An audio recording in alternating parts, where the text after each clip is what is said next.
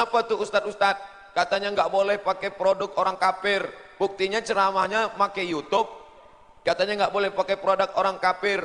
Buktinya rekamannya pakai Samsung. Tapi sebagai alat, ya nggak apa-apa kita pakai. Sama seperti nanti kalau ada orang kritik saya. Apa tuh? Jangan pakai produk kafir. Tapi buktinya mikrofonnya dari barat. Ini memang mikrofon ini memang dari barat. Makanya tulisannya on off. Kalau ini dari Islam pasti al-hayah wal maut.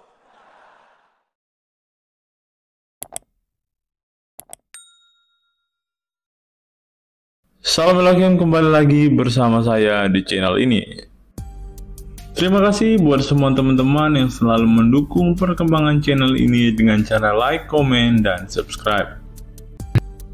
Di era digital ini sulit untuk kita tidak menggunakan alat serba canggih yang ditawarkan dunia kepada kita. Apapun bisa kita lakukan hanya dengan jempol kita. Handphone dan internet sudah menjadi satu bagian yang tak bisa terpisahkan dari setiap kita saat ini.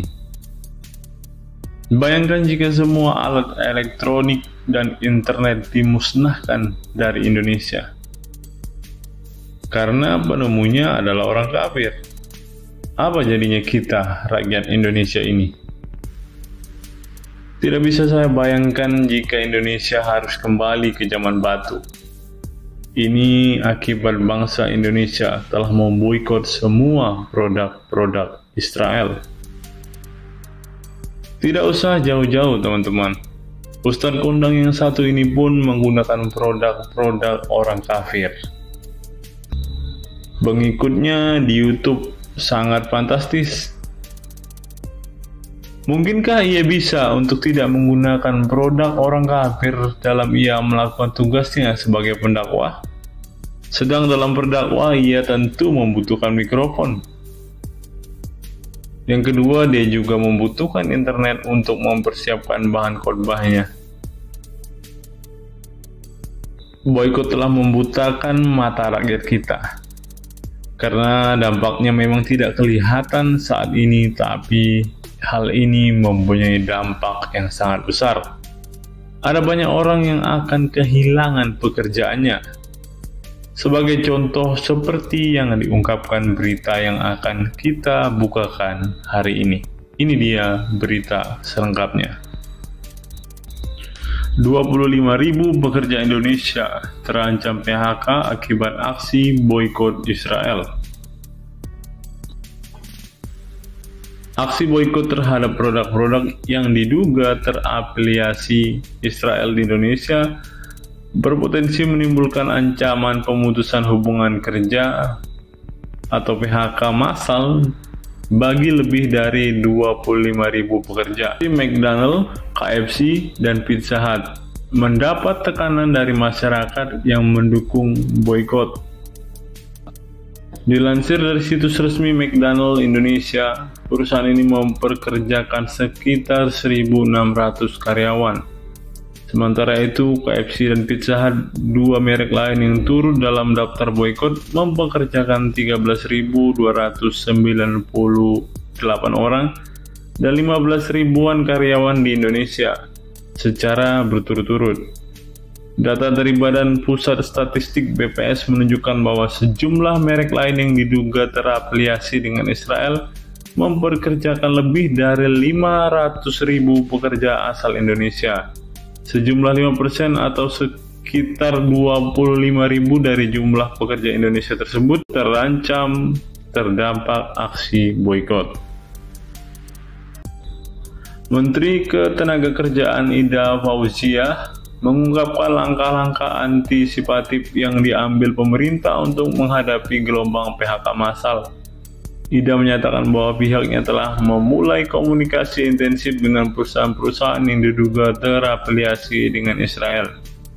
Tujuannya adalah meminimalisir dampak aksi terhadap nasib tenaga kerja. Budirjen Pembinaan Hubungan Industrial dan Jaminan Sosial terus melakukan komunikasi agar ekspresi boikot itu tidak mengganggu kesempatan saudara kita yang bekerja di perusahaan tersebut, ujar Ida dalam rapat kerja bersama Komisi 9 DPR RI Selasa 14 November 2023. Meskipun memahami tujuan aksi boikot sebagai bentuk kepedulian terhadap warga Palestina, Ida juga menegaskan perlunya menjaga keseimbangan agar aksi boikot tidak merugikan nasib pekerja di perusahaan yang disebut terafiliasi dengan Israel. Anggota Komisi 9 DPR RI Nurnat Lifa sebelumnya telah meminta Kementerian Ketenagakerjaan untuk mengantisipasi dampak boikot produk Israel terhadap nasib tenaga kerja di dalam negeri, terutama pada produk-produk yang banyak dikonsumsi sehari-hari masyarakat Indonesia. MUI sebut boikot momentum kebangkitan produk lokal. Sekretaris Jenderal Majelis Ulama Indonesia MUI, Amir Syah Tambunan menyatakan bahwa Fatwa Nomor 83 Tahun 2023 tentang hukum dukungan terhadap perjuangan Palestina bukan hanya merupakan pandangan keagamaan, tetapi juga menjadi pemicu kebangkitan produk dalam negeri. Dalam konferensi pers di Jakarta pada Rabu, Amir Syah Tambunan menjelaskan bahwa fatwa tersebut memiliki dampak positif terhadap ekonomi dalam negeri. Fatwa ini salah satu hikmahnya produk lokal nasional. Kita cinta produk Indonesia harus bangkit untuk bisa kita gunakan untuk kepentingan umat dan bangsa kita. Itu penting, ujar Amir Syah. Pernyataan tersebut disampaikan sebagai klarifikasi terhadap pertanyaan masyarakat mengenai potensi kerugian transaksi penjualan produk terafiliasi Israel di Indonesia akibat pengaruh fatwa tersebut. Amir Syah menekankan bahwa pengusaha lokal memiliki sejumlah produk berkualitas tinggi yang dapat menggantikan produk-produk berafiliasi dengan Israel. Bangkit dalam rangka kedaulatan ekonomi umat dan bangsa kita, banyak produk lokal yang sangat bagus untuk kita pergunakan, tambahnya. Amir Syah juga menegaskan bahwa tugas MUI bukanlah untuk menjelaskan nasib produk terafiliasi Israel yang saat ini mengalami penurunan transaksi di Indonesia. Namun ia mengajak masyarakat dan pelaku ekonomi untuk mendukung produk-produk lokal yang dapat memberi kontribusi positif terhadap perekonomian dalam negeri.